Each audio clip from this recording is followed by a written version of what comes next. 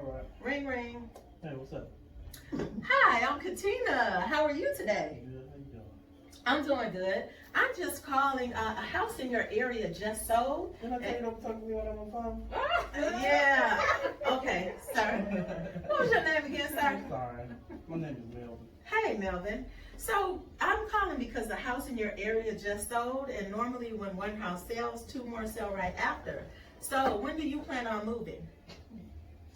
I actually plan on moving in the next 30 days if the price right. Really? Where are you going to in 30 days?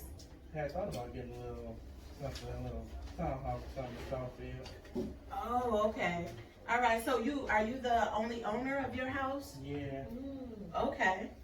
All right. So do you have a price in mind of what you want to sell this house for?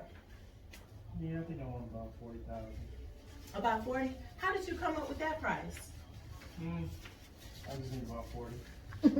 Oh, okay. Okay. Yeah. Yeah. So now, is there a specific reason that you want 40? I just thought I could just come in and start a new life, with 40, get me a new car. Okay. Move, find me a nice wife or something. All right. $40,000.